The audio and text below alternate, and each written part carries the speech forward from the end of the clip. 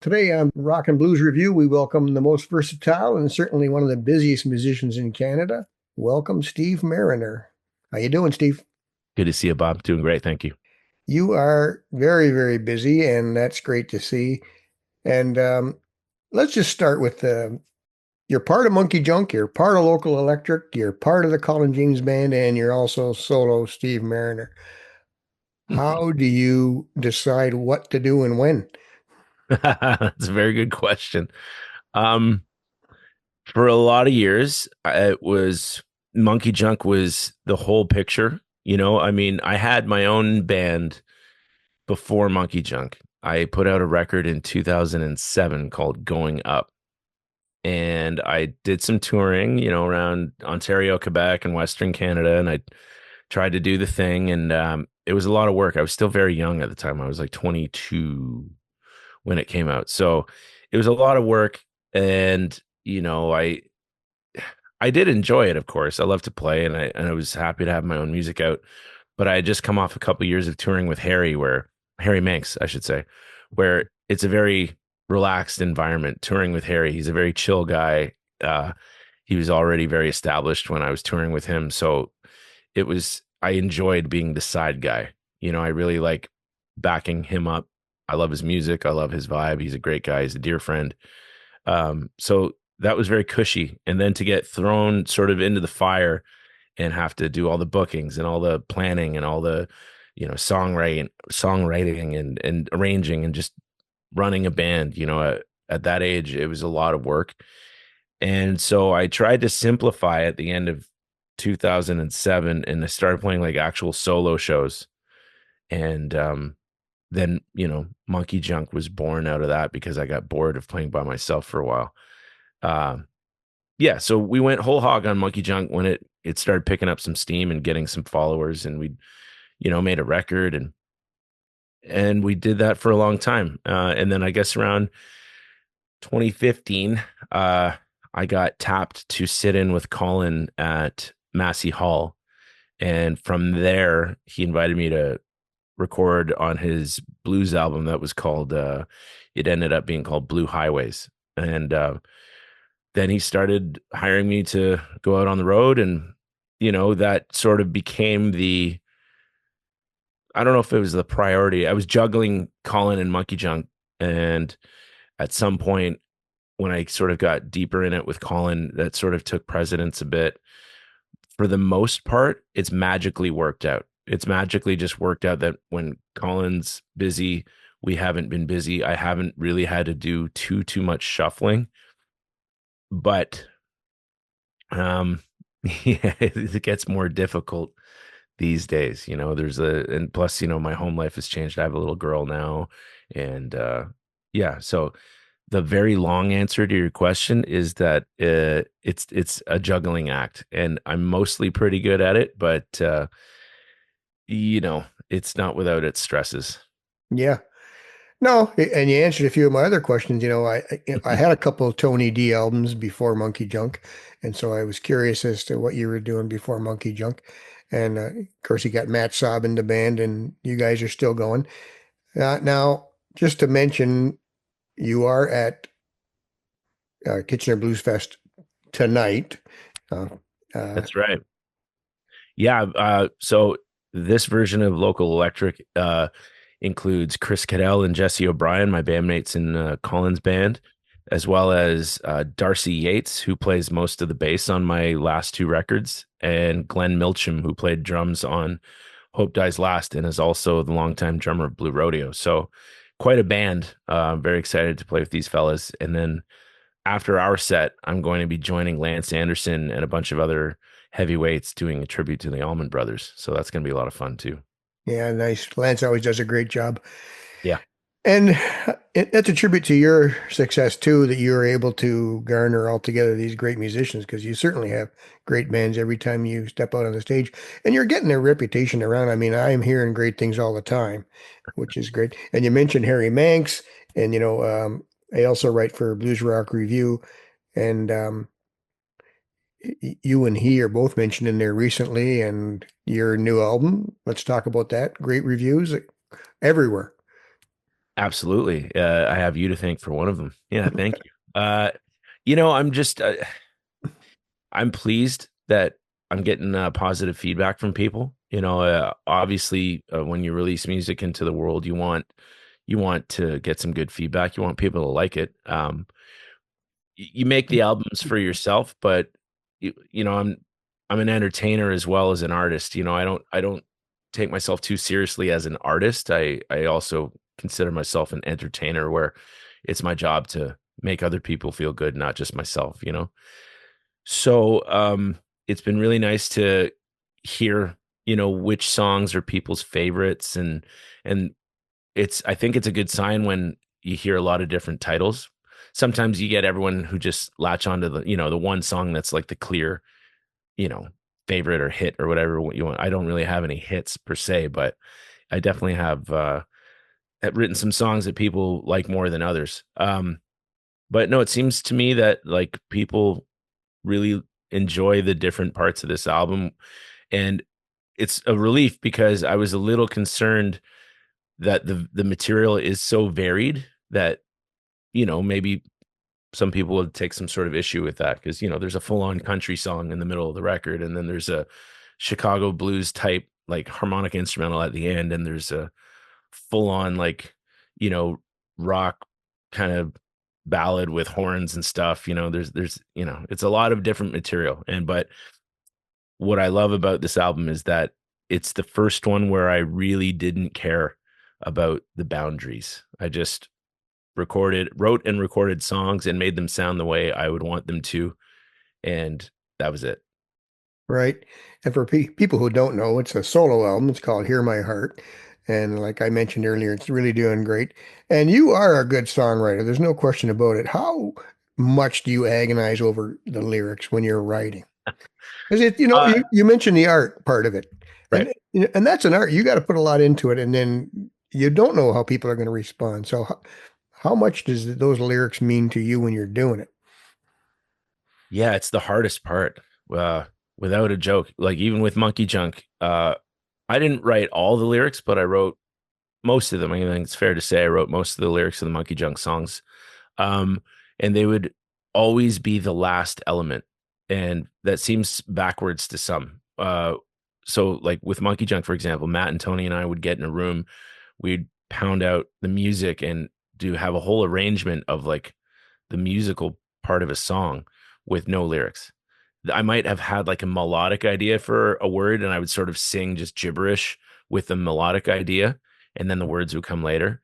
And that sort of seems to be the process that I follow now, for better, for worse. I usually have musical ideas pretty together before I have lyrical ideas. So, um, yeah, it makes the coming up of the lyrics. It's funny. It's a bit of you know uh, a conundrum because it's both easier and more difficult at the same time, where you have a clear picture of what they're supposed to fit into, but then making them fit into that thing is also challenging. So, yeah, no, the lyrics I do agonize over quite a bit because, I want to make sure I'm saying what I want to say. And I try not to, um, I try my best not to take the easy way out with stuff just because it rhymes. You know what I mean? I really want the lyrics to tell a real story or convey a real emotion. And they're not necessarily all from my personal lived experience, but I take some artistic license and let my imagination run with stuff. But yeah, no, I'm the lyrics are very important to me because, you know, that's the story you're telling. I mean, it's a reflection of who I am as an artist. So yeah, no, I take them very, very seriously. Yeah, and that comes across for people who care to make the effort to actually listen, and that's part of the problem. I mean, like I said, music is such a and strange art form because people don't necessarily grasp how much you've put into it, in terms of hours of writing and recording, and you know and No, they don't. and Yeah, I mean, there's a lot that goes into it. And yeah, no, but it doesn't always feel like work because you are really chasing down something that you love and something that means to you. So, and it's a really exciting thing. And sometimes you get into this zone where it's very exciting. You really feel alive when you're watching it all come together and just making it happen. You know, I, ultimately, I'm just trying to write something that's meaningful to other people, and that can mean a lot of different things. I have some songs that are pretty sensitive, and a little on the darker side, like "Hellbound for Heaven" from this record is, it's about dying, but I think we all know people who have, and Mm. it maybe can speak to that experience a bit. Sometimes it's just I want a chorus to get stuck in your head. You know what I mean? I've always been very focused on memorable choruses. If you listen to any of our Monkey Junk records, you'll find like we've always been a band with pretty strong choruses, and I think my last couple records are similar in that way. Like the song on this one, "Working on Something," it's a very simple melody, but it's just super repetitive, and I sing it really, I think, well, with as much passion as I could muster, and it just gets stuck in your head. Yeah, and that's important. And I talked to Tom Hambridge. I think he was one of my first interviews. And for people who don't know, Tom is a four-time Grammy winner. He's written a ton for Buddy Guy and Devin Allman and a ton of other guys. He's got, and he said, if you can move six people to tears in the room, that's as important as a commercial success. And I think you need both, but would you agree with that? Absolutely. I mean, I think in our chosen genre, the the perspective of commercial success is, it's not super likely. That's not necessarily why we do it. Like there's of all the people recording blues music, there's very few who have found what I would call commercial success with it. That said, there are a lot of artists who write incredible songs and can move other people to tears or move me to tears, and as sadistic as it sounds, one of my favorite things is when someone cries to one of my songs because I like to know that they're feeling it that intensely because that's how I meant it. I mean, when I write something that's really comes from maybe some pain. I have a record, sorry, a song on my last record called Enough. That's like a pretty powerful ballad. I did a duet with Samantha Martin and she sings the hell out of it. And yeah, you can see people getting a little choked up sometimes because it's a heavy tune. I absolutely agree with that. And I also just want to say I think Tom's a fantastic producer and a really great dude. We did some touring together a couple years ago when Colin was opening for Buddy Guy all across the States and Tom was the Right. drummer in Buddy's band. Yeah. Right. I forgot about that. Yeah, cool. Yeah, and I know they did a little bit together too. It's funny how many paths have crossed, and I'm learning that more and more as I talk. Oh But yeah. on the lighter side, I remember the Tubes. They were a kind of punk band, but I know they had a song called "You Can Talk to a Naked Girl," and their manager said, "Well, you can keep writing what you're writing, or you can be a success." So they changed it to "Pretty Girl," Oh, and there you go. and, Yeah. and Well, of I course, mean, yeah, I mean, I've definitely encountered that where I've had a lyric or two or a song title where I've wanted to sort of make a statement and had that sort of attitude. And I've been cautioned against it and caution one because you can still make a statement without being shocking, and I think there's an art in that too. It's kind of like comedy, like some of the funniest comics I know or that I enjoy are clean comics. And so you don't need to be using I mean, look, everyone gets to do it whatever they want to do. If you're a performer, you choose your path. But ultimately, I feel like the listening audience doesn't want to feel disgusted. And I think you can be provocative without being shocking. well, you touched on something there too about making your own path, and I think you're definitely doing that, especially with all these. different approaches. And I talked about that, and I talked that with Chuck Jackson about that, how, doing so many different things to keep busy. I think that's what you need to do. And with all these approaches and all you're doing, and I think, do you feel like you've taken control of your life and you're doing it? I definitely feel that at this point in my life, I have a little more control over the kinds of performances and like the venues. I'm thankfully comfortable enough with my life that I don't have to do gigs that I don't want to do. I think, I think, yeah, I get to make things a little more on my terms. Where maybe 20 years ago, when I was just starting out, was really hungry and wanted to. I was a bit of a people pleaser, and I wanted everyone to like me, and I, was just trying Mhm. to make a name for myself. I mean, there's still, there's most people in the world don't know who I am, and on the one hand, I'm okay with that because, um, I don't necessarily envy people with tons of fame. I feel like it would be funny enough, kind of isolating, but I do want my music to be heard by as many people as possible because, you know, I I feel like it can be helping people.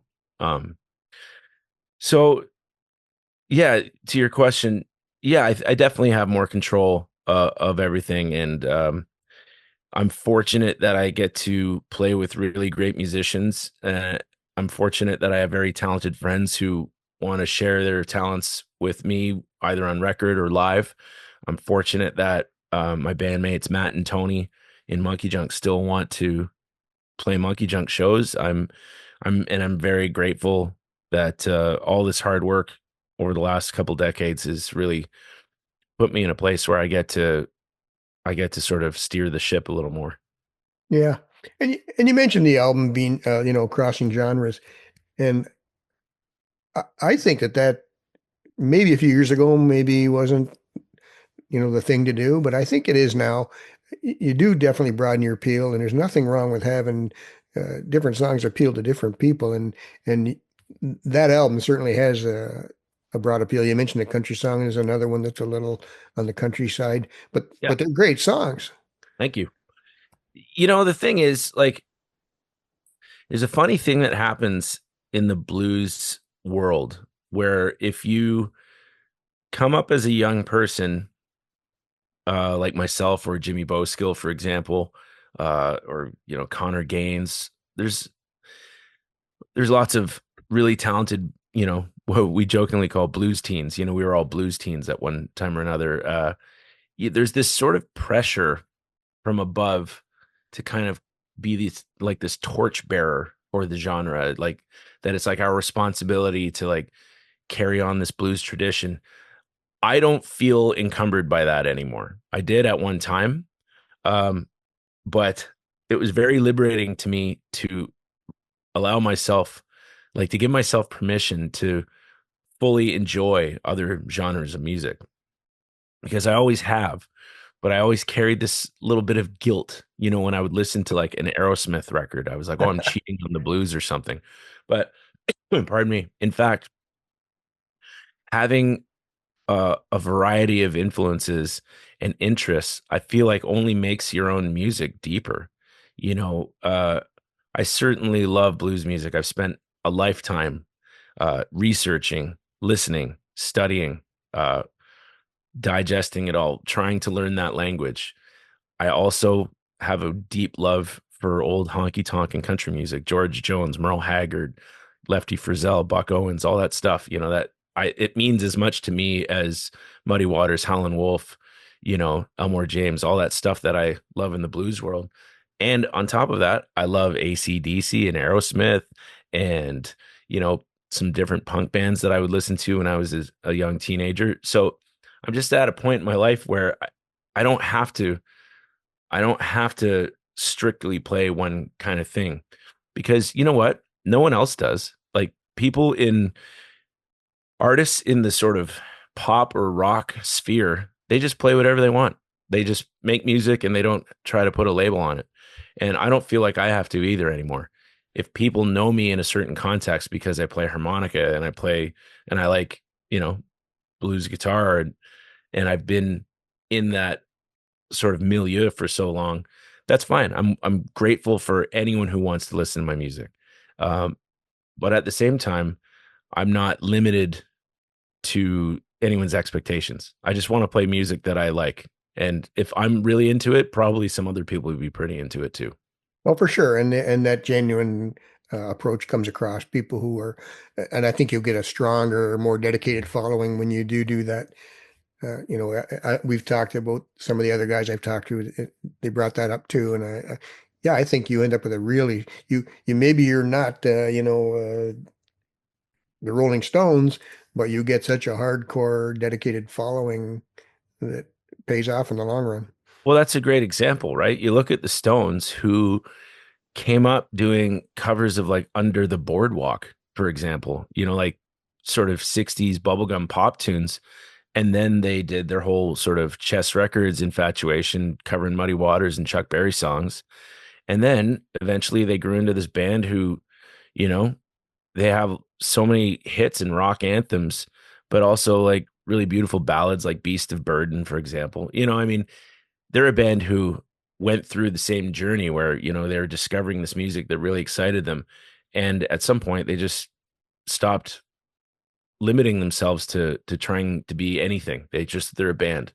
And yeah, I'm trying to follow a similar path where, you know, and it's a journey. Like, you discover music along the way that it inspires you, not expires you. It inspires you. And it takes you on a trip. And some albums you draw more from a certain influence, and the next one you draw from another one. And I think that's part of the exciting thing for me, at least keeps me interested in wanting to still write music is just discovering different music and watching how it kind of infiltrates your brain and bounces around with the other stuff that's already in there. Right. And we touched on it a couple times. So I'm going to ask you flat out, how many instruments do you play? I've never really counted, but guitar, bass, keys, harmonica, drums. Yeah, about five. You And know, singing and singing. it's saying, yeah, sure. So five or six. I I tell you what, I'll tell you about the failed instruments that I could never quite get. I've tried to learn violin, did not go very well. I've tried to learn the mandolin. It's too small for my chunky little fingers. And yeah, I mean, I tried playing a bit of saxophone when I was still in like ninth grade or something like that. I could see myself maybe picking up a sax for fun sometime just to see what I could get out of it. But I mean, I've always loved the instrument. I haven't tried to learn it in a long time. But yeah, I play a few things. I just like knowing the whole picture. Harmonica was my first love, but you find out pretty quick that there's not a lot of work for someone who only plays harmonica. Right. Um, and I've always been interested in the whole car, not just the steering wheel. You know what I mean? Like I want to know how the whole thing functions, and learning all the different instruments and then re-listening to the music you already know and listening for the different instruments. There's so much learning to be done. Like I must have listened to the first Fabulous Thunderbirds record, Girls Go Wild. I've probably listened to it. I mean, I don't know how many times, but I've listened with the intent of learning each of the instruments, parts. And each time you listen for that other thing, you notice new stuff. So the learning never ends, I don't think. Right. And that speaks to what we were talking about earlier about, the audience taking a few minutes, doesn't take long to sit back and think about what went into how much work you did for each instrument. And, you don't just turn that on. It doesn't, you don't flip a switch to become proficient. No, I mean, it's years and years and years and years. I got my first drum kit, I guess, around like, I don't know, 2002 or 3 or something, so it's over 20 years ago, and I've just been banging away at it. And, I've had the good fortune of playing with a lot of great musicians who've been kind enough to sort of give me little tidbits along the way. You know, the drummer in the first band I ever played in Ottawa, his name's Bill Brennan. I actually just bought his drums off him, the drums that he played when we were in the band together when I was like 14 and he was, I don't know, 50 or something. Wow. You so he showed me how to play the drums holding the stick with like traditional grip, like, you know, a lot of great jazz drummers did. And he showed me a lot about how to play blues music, and he showed me a lot about how drums should, good sounding drums, how to tune them. And, Tony D, my bandmate in MonkeyJunk, has taught me, I would say 75% of all the guitar I know comes from Tony. Right. Um, you That's a know, good that's a good teacher. yeah, he's an amazing teacher and he's a great friend. And, everyone who I've had the opportunity to play with along the way has been generous with their knowledge and happy to share it. And that's the biggest gift. Now you told me before a little story about how you met Colin James when you were young. Tell us about that. When Okay. Yeah. backstage? Yeah. It was Blues Fest in Ottawa in 1998. And he was the headliner with the Little Big Band. The Little Big Band 2 had just come out not long before.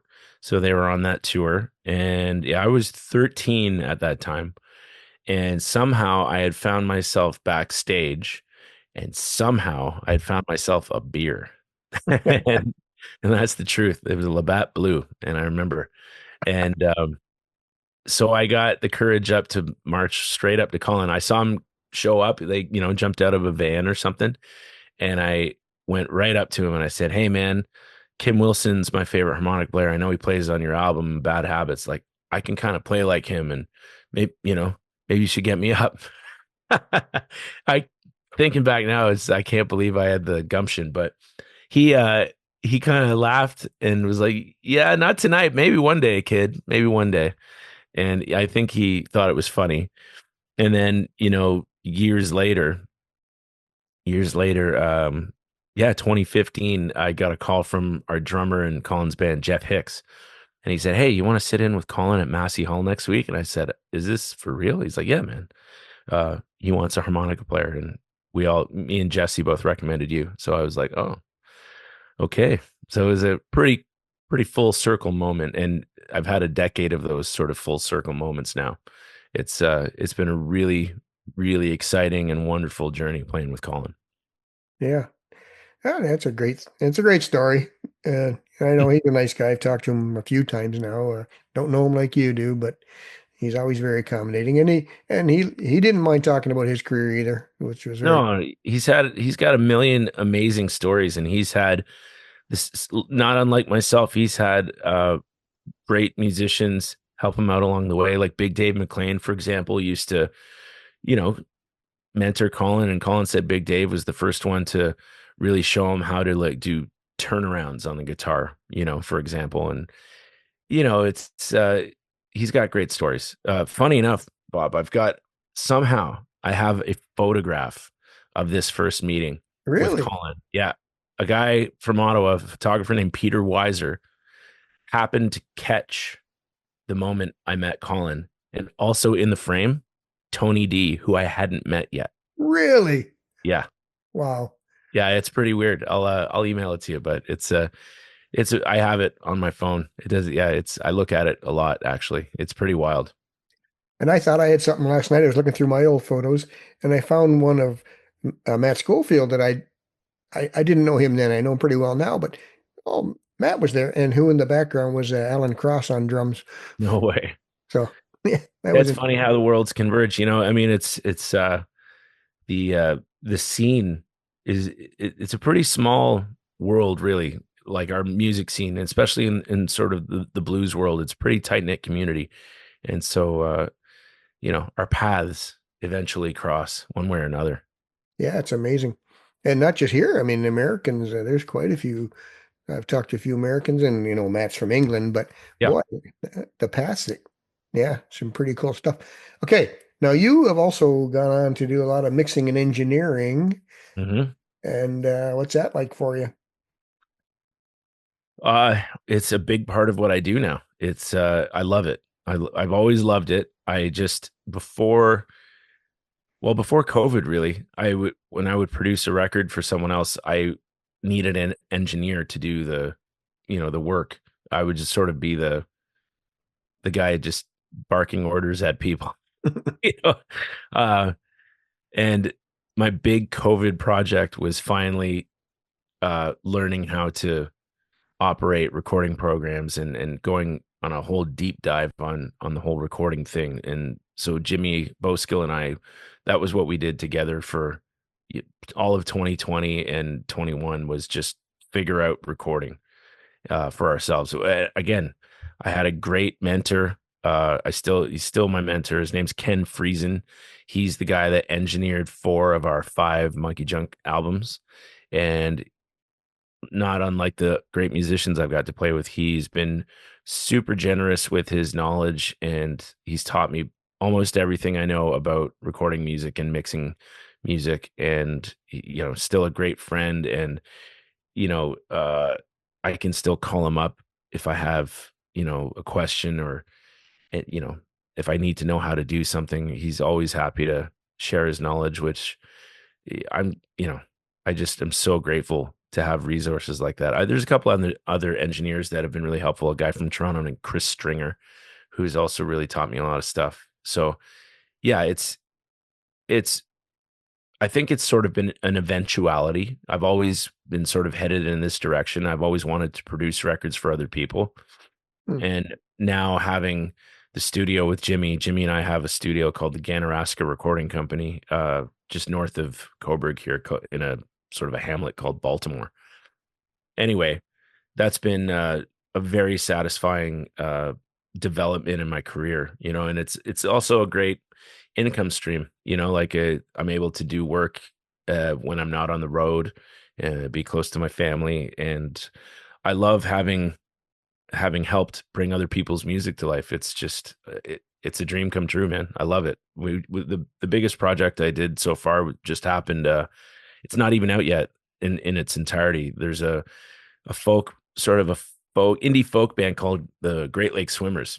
They're Hmm. actually from the Niagara region, Yeah, yeah, and absolutely. so Tony Decker is the singer. And yeah, I mixed their record. They recorded it at our studio, and I did the mix for that one. And it's